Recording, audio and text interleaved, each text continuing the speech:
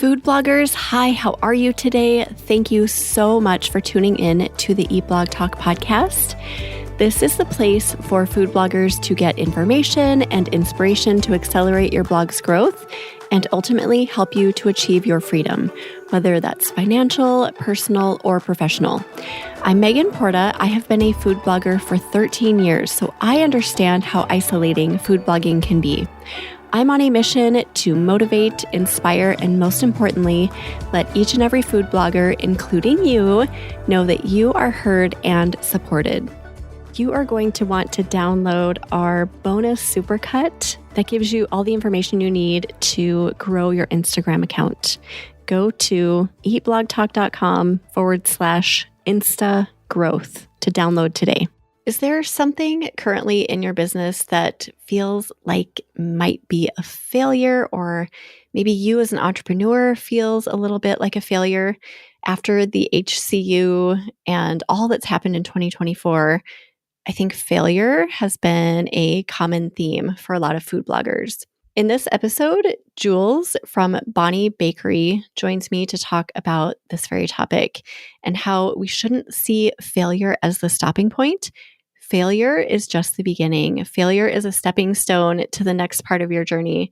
She has a great example of going through a big failure, actually a couple of them, and how she didn't let that stop her. She kept going, she pivoted, she saw it as a way to refine and to grow, and has such an inspiring story to bring to the table. In the episode, we talk about how to stay motivated to keep going, how to shift your mindset so you can see failure as a good thing. And we talked about the importance of community in all of this, because without a supportive network of people surrounding you, it's really easy to give up. This is episode number 648. I hope you enjoy it. Food bloggers, imagine a retreat where learning, growth, and community come together, designed just for you. Join us at the Eat Blog Talk Spring 2025 retreat happening March 6th through 9th in Minneapolis. This intimate gathering is limited to just 10 spots, so you will enjoy a truly personalized experience. During 3 unforgettable days, you will be immersed in mastermind-style sessions, discussions that will prompt new revenue and traffic streams, and so many connection opportunities. Get ready to dive deep into your business, gain new insights, and build friendships that will fuel your success long after the retreat has ended. Plus, you will indulge in meals prepared by private chef Ryan from Cookery Amendola, sharing truly unforgettable experiences around the table. Reserve your spot now to accelerate your food blog's growth, expand your network, and step into 2025 with a fresh new confidence. Apply today at eatblogtalk.com/retreat. Jules Grasekamp is the sweet-toothed Scot behind Bonni Bakery, a dessert blog showing you how to easily create impressive desserts at home. She uses her experience from 10 years of running her own bakery to give detailed recipes packed with expert tips for success to make show-stopping desserts and grow your confidence in the kitchen. Jules, welcome back to Eat Blog Talk. This is your second time here, right? It is. Thank you so much for having me back. So great to have you back. Today we're going to talk about failure and how to have a new perspective on failure, because as entrepreneurs, we all face failure at some point. Some years more than others. I think 2024 was kind of one of those years for a lot of us. Oh, yeah. Yeah. But before we get into that, do you have another fun fact to share with us? I do. So it's not quite as fun as my last fact, but right before I started my blog, I thought it was fun that I actually purchased my very first camera completely on a whim. Like I was sitting at home, saw something about food photography. I thought, oh, that looks cool. And then drove to Best Buy at 11 p.m. and bought a camera. And the rest is history. Gosh, Yeah. what? I think that is a unique start, a unique way to start, but that's awesome. Yeah. And the rest is history. Look how it all turned out. Yeah. Best impulse buy of my life. Yes. Okay, so tell us a little bit about Bonni Bakery. I know you've been on the podcast before, but in case people haven't listened to that episode, just fill us in a little. Sure. So Bonni Bakery is a dessert recipe blog. I used to have a bakery. I ran a bakery for 10 years. So I use that to help people on my site really understand the baking recipes and the science behind it, and help them to really easily make amazing, impressive desserts at home. And when did you start Bonni Bakery? I was actually, let me think, I think it was, I don't even know what year we're on now, about 3-4 years ago. It was right when COVID hit, so 2020, I think. Okay. I need to keep track of that. Awesome. So that's when you purchased your infamous camera in about the COVID era. Yeah, just at the start. Yeah. So I think it was January. Yeah. Nice. So failure, you have this perspective on failure to kind of turn it around and see opportunity in failure instead of getting defeated by it. How did that come to you? Is that something you've always had instilled in you, or is this a new thing? I've had it for a long time. With the bakery that I mentioned before, there was a period right in the middle of that 10-year journey where I made a huge mistake and things went really badly for a while. I actually ended up going bankrupt, like personally bankrupt at the time. And I was just at this point where I started the business when I was 16. It had been all I ever knew. And I was like, I can't give up. I got to keep going. And so I kind of looked at everything that had gone wrong and I started over and I filled in all those gaps and all those weaknesses. And the business ended up being, within a very short period of time, stronger than it ever had been before. And I realized that if I hadn't had those failures, then that never would have happened. So yeah, ever since then, I've kind of had that perspective. And then with the HCU happening recently, I had a similar experience. And I just see so many bloggers feeling really disheartened and not sure where to turn. And I just thought this would be a great time to have this conversation. Yeah. So during the HCU, was your blog hit pretty badly? Yeah. In March last year, I lost about 80% of my traffic overnight. So it was hard. Yeah. But a lot of people were in the same boat. It wasn't just me. But, same story. As we'll talk about, I'm sure, I learned from that, made some changes, and now Bonni Bakery is better than it probably ever would have been if the update hadn't happened. So I'm grateful for it now, as crazy as that might sound. So when you got hit, I know so many bloggers who are in the same boat. It was devastating. And 80% is a huge dent in your traffic. How did you deal with that at first? Was it just like a big blow? Like, how am I going to come back from this? Well, to be honest, at first I was really devastated because I had a baby in November. So the November before the update. I know she's lovely. She's wonderful, but congratulations. Thank you. We're really thrilled. She's amazing. But I had her in November and then I had gone back to work really quickly and I had been juggling being a new mom and having the business. And I just felt this horrible mom guilt all the time because, every minute I wasn't spending with her, I was working, and I just felt really bad about that. So when the update hit, I just was devastated because I felt it had all been for nothing. It was like every minute I didn't spend with her was for nothing. And I was really upset. Yeah, so I took it pretty hard. But again, as we'll talk about in a little bit, I actually happened to be going to a blogging event a couple of weeks after that, met some really inspiring people, and I kind of came back from that, dusted myself off, and I was like, right, time to do this again. And, from there, just kind of took the steps to bring it back. So again, I'm glad it happened because it's brought a lot of good things. I know a lot of stories are the same. It's like just devastating at first, but then as it plays out and you realize, like you said, you need to pick yourself up and dust yourself off and just get back in there. You learn so much. I know so many bloggers who have completely changed and rounded out their businesses in the coolest ways. And I know they never would have done that had it not been for the HCU. So it really can play out in your favor. Failure can play out in your failure. Yeah. Or in your favor.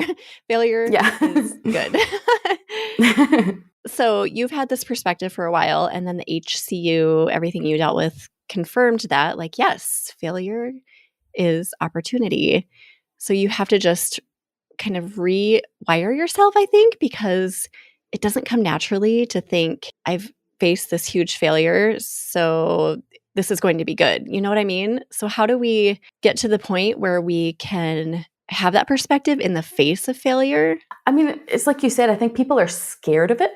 And I think the first step is realizing that it's not something to be scared of. It's actually a really important part of every journey. Like, I don't think I can think of a single successful entrepreneur who hasn't had some kind of failure along the way. And it's not because they've never experienced failure. It's just because when they reach that point, they keep going. And So I think it's like rewiring that and realizing you shouldn't be scared of it. Don't see it as a big scary endpoint, but as an actual stepping stone. Like when we're all recipe developers, right? And like when you're testing a recipe, if it doesn't work, you don't go, oh well, and leave it. You figure out what went wrong, decide what needs to be different, and you tweak it and you try again. So it's the same thing with your business. I think you just have to see it as data and embrace it. Yeah. And that's not to say that you can't take a moment, because I think when you probably experienced your, kind of loss after the HCU, you probably had to take a moment to gain your bearings and like turn yourself around, right? So I think that's fair to just say it's okay to do that. No, definitely. I think that's important. Like we're not robots. You have to feel your feelings and experience it the way you experience it. But it's just, in the long term, getting back up, getting back on that horse once you're able to. Yeah. And you made a good point. Every single entrepreneur, every successful business, every human that you look up to in the entrepreneurial space has experienced not just failure, but probably massive, numerous failures. So that alone keeps me going like, okay, this is part of it. This is part of the journey. Absolutely. Yeah. It has to be. So accepting that. Yeah. But unfortunately, a lot of people do face that failure. Like the HCU turned people away and made them run from their businesses. It does happen. People are afraid of failure. Failure's hard. It's scary. It's not comfortable. It is. It's not easy to change the way you think about it, because we're sold from a very young age. You have to succeed. Failure is bad. It's drummed into us from when we're kids. So it's really hard to see it differently. But I think, if you're able to and you can change that mindset around it, I think that's when it really kind of unlocks some of that magic. I always love Sarah Blakely tells a story. She's the founder of Spanx, that when she was young, her dad every night would sit down at dinner and say, "How did you feel today?" Instead of like, what's your win today? It wasn't focusing on the wins or the things that were great that day, but it was, how did you fail? So it taught her to almost seek out failure so that she got used to it. And then, she's like a multi-billionaire right now. So she was clearly driven enough to find that success. But I love that story. I always think about that. Great idea. Yeah, I know. I didn't do that with our boys. I don't know. I don't think that would go over well. They'd be like, what? Failing? What? Maybe I should throw that at them tonight. Yeah, see what they say. I know. I might try that. So how do you recommend that we stay motivated to keep going through challenges, especially after 2024 and the HCU? And it's still happening. We just had an update in December. How do we stay motivated through all of that? So I think you talk about this a lot on the podcast, but I think this is where it's really important to have a really clear idea of your why. Why are you doing this? What made you start this in the first place? And I know some people struggle with that, but I don't think it has to be anything profound. I think a lot of creators started this because they simply want to make a living doing something they love. So just figuring out what that is and what it is that you love about the job and how you can make that a bigger part of your day to kind of have the motivation to remember, okay, this is why this is happening. This is why I'm doing this. I think you have to. Without that, you just have to be very, very disciplined. And I don't think anyone has that much discipline. So figuring out your why. Yeah. I get this question a lot. I'm going to ask you what you think. Do you have recommendations for how to find that? What if somebody's like, I don't know what my why is. I just want to live a good life and be healthy and be a good human. How do they find something that really just compels them to stay on course? It's different for everyone, but I guess that a big part of it would be figuring out where your joy comes from, on the day-to-day, not just from your business, but generally, where does your joy come from? What lights a fire in your soul? What makes you feel excited? And seeing where those things can overlap with what you're trying to do with your business. There's always something, there's always somewhere that you wouldn't have started the business if there weren't something about it that does that for you. So I guess just figuring out what it is in life that makes you feel that way and seeing how it applies to your blog. And maybe this works for me when I think ahead to 2025. We're just at the beginning of 2025 now. What excites me about the year, what really lights me up, like there are a few trips we're taking together as a family that just instill joy in me. So just finding those things that really light you up when you think about the future or the past too, right? You could go back to the past and into the future, and then just honing in on those things and focusing on them. Yeah, absolutely. I think I mean, you have control over nothing really except your own mind, right? So, yeah.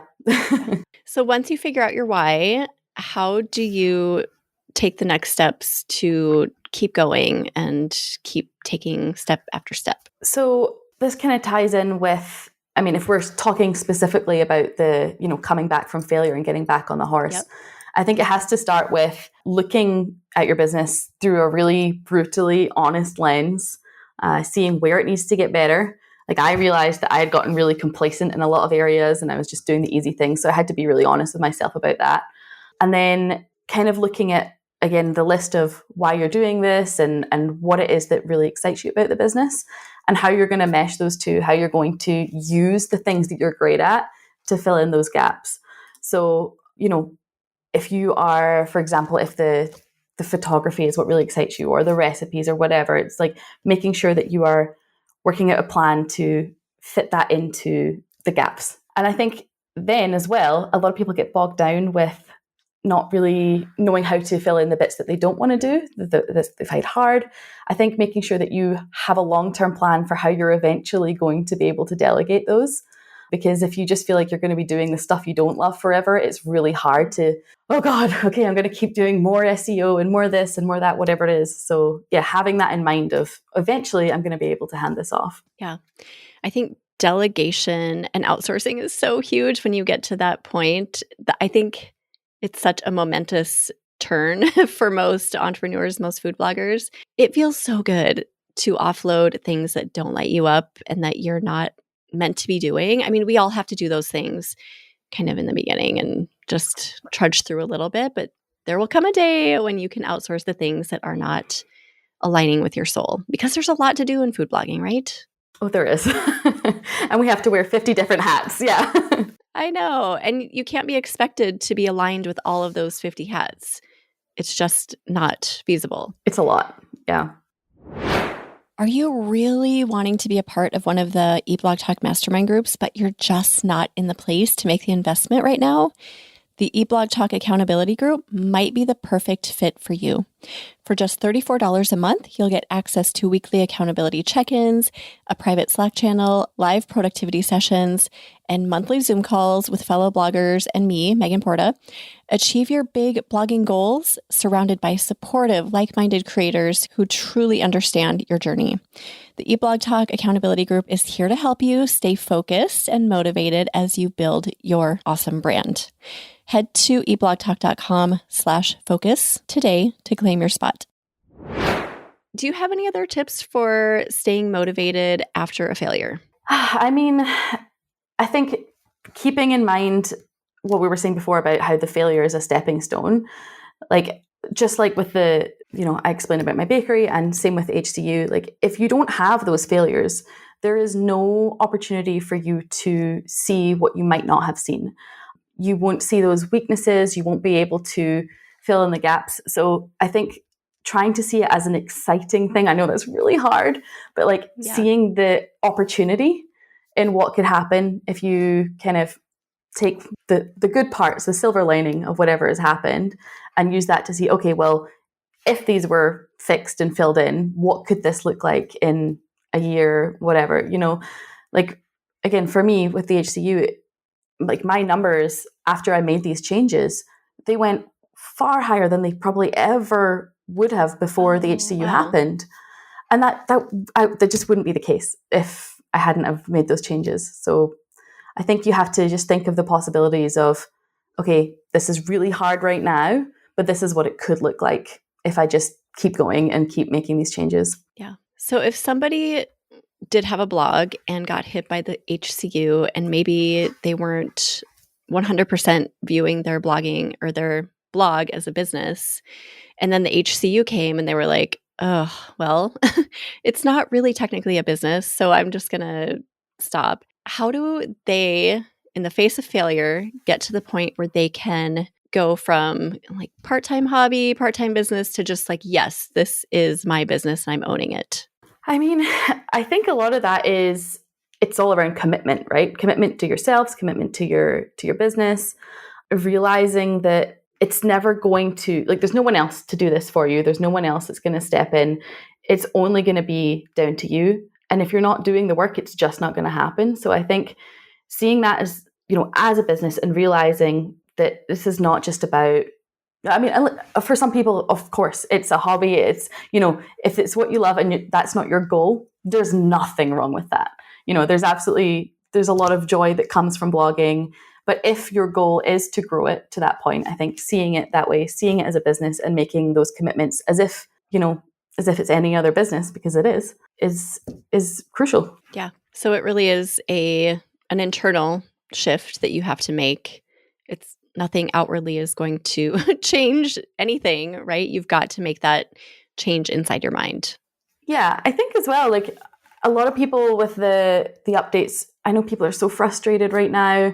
It felt like the hits just kept coming last year. But even though it's not, I think people are comparing sometimes the income from their blogs to that of a 9-to-5, and that they're like, oh, there's no stability, there's no predictability.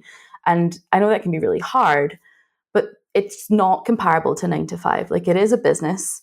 And just like any other business or any other startup, that's never going to be the same every month. Like, it's never going to be something that you can know, okay, I'm going to be paid this amount at the end of the month. But that's a good thing, because in a 9-to-5, yes, you have a predictable paycheck at the end of the month, but it's the same. If you're napping at your desk or you're working your butt off every single day, it's the same. Whereas with your blog, you have the opportunity, like you can hustle, you can grow those numbers, you can, get it 2, 3, 10 times what it was. You can never do that with a 9-to-5, So I think it's riskier for sure, because there's always things out of your control, but the reward for that risk, I think it's really worth it. I 100% agree. I always say this on the podcast too. The sky's the limit with being an entrepreneur. Yeah. There's no limit to what you can create and what you can earn. Literally, you can earn whatever you want and you can make whatever you want. That's so cool. And I think that trumps absolutely everything, all of the downsides to being an entrepreneur. So like you mentioned, the volatility, the uncertainty of, am I going to get the same amount this month as I did last month? Probably not. But that's what kind of makes it exciting too. And I think if you're an entrepreneur, you probably like that excitement. That's why you started. Exactly. Like, it's unpredictable, but I mean, that's business, right? And if you let that push you to constantly innovate and adapt, then, like you say, the sky's the limit. There's nowhere you can't go with it. Yeah. I have friends and family members who are always like, I don't know how you can handle this. It's so stressful. When I just talk about, some of the things that are going on in our world. But in my mind, I'm like, I don't know how you go to a job and sit at the desk for 9 hours. I used to do that, and I am not cut out for that. I am through and through an entrepreneur, and I think you are as well, Jules, and everyone listening can relate to that as well. Absolutely. So a lot of this, what we're talking about, just dealing with failure, has so much to do with making that mindset shift. Do you do regular, I don't know, like listening to motivational podcasts or books or anything to kind of keep you on track with just keeping that positive mindset? Yeah, absolutely. I think, learning is obviously a huge part of this. I think you need to always be on top of making sure you're always learning, bringing in new information. But specifically with the mindset part, I think that who you are consuming and who you're letting into your mind can massively impact, the outlook that you have on a day-to-day basis. I recently started listening to Barrett Brooks. I don't know if you listen to any of his. Oh, he's incredible. So he interviews, and they're across all different industries, but he interviews all these world-class people on his podcast, and he asks really different questions that kind of gets to the heart of why people do what they do. And listening to that every time I hear it, it just makes me think, okay, we've got to make some good in the world today, So I think whatever you're consuming will definitely come out in your work. Yeah. I've been trying to start every single day with that, with just a positive something going into my ears. I have not heard of Barrett Brooks, but I'm definitely looking that up because I'm always up for exactly what you described him as. My recent one is Brendan Burchard. Have you listened to him? I haven't actually. Oh gosh. Okay. So he's kind of the same. He does a lot of solo episodes. I think his podcast is called Motivation with Brendan Burchard, but just so uplifting. And to start the day, I feel the same as you, Jules. When I listen, I'm just like, yes, I am ready. I am going into this world and this day with positivity and power and just feel so uplifted. So I think it's super important that even if it's not to start your day, that at some point through the day, you've got to fill your brain with that positive outlook. I don't know, just anything to uplift you and put you on the right track. Because after a while, when I don't do that, I feel it. I'm just like, oh, Yeah. scarcity and everything stinks. And then I'm like, wait a second, I haven't done my mindset stuff. So I have to get back on track. So I think that is just a huge piece of all of this, especially if you're dealing with some sort of failure. Yeah, absolutely. How do you feel community plays into this? I feel like it is such a huge piece of this puzzle, just dealing with failure and having people at your back who you trust and who support you. What do you think about that? I totally agree. Actually, one of my big goals for this year is to attend more like conferences, blogging events. I'm hoping to come to yours actually in April. So, but that's one of my goals because going to these events has been a huge game changer for me over the last few years, really, partly because of the learning. So, like I said before, I think that making sure that you're constantly learning is the only way to really stay on top.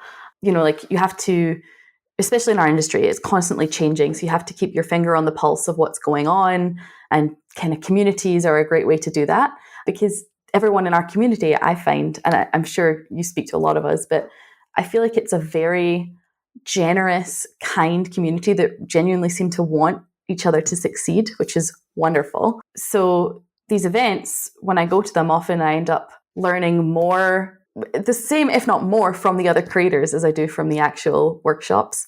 So I just think it's wonderful. I think things like this podcast and people like Tastemaker who have their whole thing about community over competition, I think they really foster that. And I just think it's such a wonderful, generous community, just helping each other out and trying to help each other to grow. So yeah, I think that for that reason, they're fantastic. But also, the learning from each other and the learning from the workshops is really important, but also to just feel inspired by the other people you meet. Like it's, like I said, everyone kind of helping each other out is inspiring already. But, if you're going through a tough time, if you're experiencing a failure or a setback or whatever it is, I think going to an event like this, you can meet people, first of all, that might be in the same boat, which makes you feel not so alone. But then also meeting people who might be navigating the rough waters successfully, and you can see what they're doing and feel inspired by that. Like that's what happened for me when I had the March update, the HCU, and then I went to that event. I met all these creators who, on both sides, some were struggling and some were handling it, getting through it. And I came away from that thinking, well, if they can do it, there is absolutely no reason why I can't do it too. And I came home and I turned things around, and now we're here. So yeah, I think events and communities and going to these kinds of things, or even just communicating online, is such a massive part because you can't exist in a vacuum. Yeah, I totally agree with everything you said. The in-person piece of that is so huge.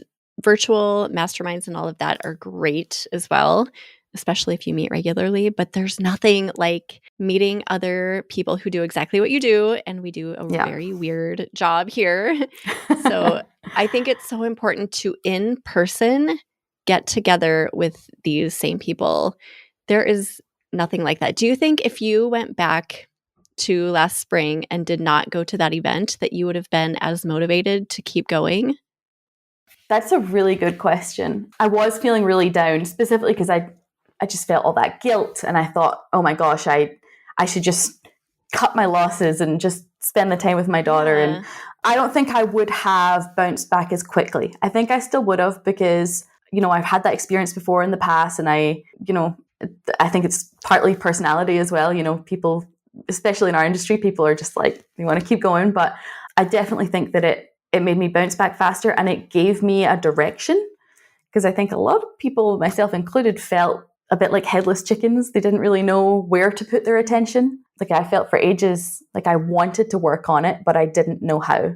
So going to that kind of gave me an idea of how to move forward. Also, getting together with people in person, you mentioned earlier having that perspective of, oh, other people are going through this too.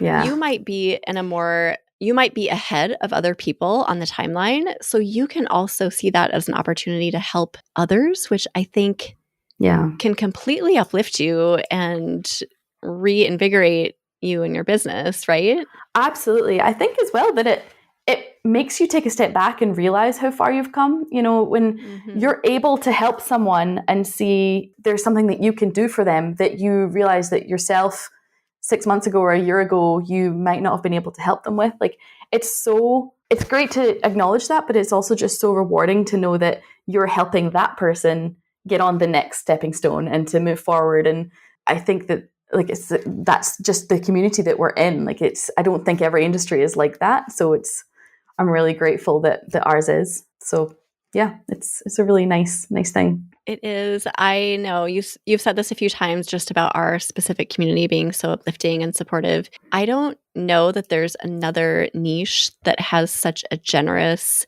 kind spirit collectively. Honestly, I have people outside of the food blogging community all the time. I'm getting like emotional all the time. Tell me, I cannot believe how just kind and generous and supportive you guys are. That is not common, I don't think. So just be so grateful of this supportiveness that our community brings, and not take advantage, but tap into that and lean into it, and also contribute to it. Also be one of those generous people, which everyone listening already is. I don't have to tell you that, but yeah, it is a unique space in the best way. It is. And it's a cycle, like you say, like sorry, just that it's, everyone's giving, and that's why it works, everyone's trying to contribute what they can. It's really wonderful. Yeah, that's a great way to look at it. Just being a cycle, like you give and obviously you get, but you just keep contributing to those cycles. Community, I think, is essential especially if you've dealt with a failure, if you're going through something really hard in your business. Absolutely. I just recorded a mindset episode about this yesterday. Find an in-person event this year in 2025. Whether you're dealing with failure or not, I just encourage everybody to find a retreat, find a conference or multiple, and go and just meet people in person and open up and, do all the good things. We do have, this is not meant to be sales at all, but to help if you are looking for a place, Flavor Media Summit is April 23rd through the 25th this year, 2025. So check that out. And then I am hosting a retreat for Eat Blog Talk in early March 6th through 9th, I believe. So those are 2 opportunities. There's so many more. Just find something. Jules and I are encouraging you to do that.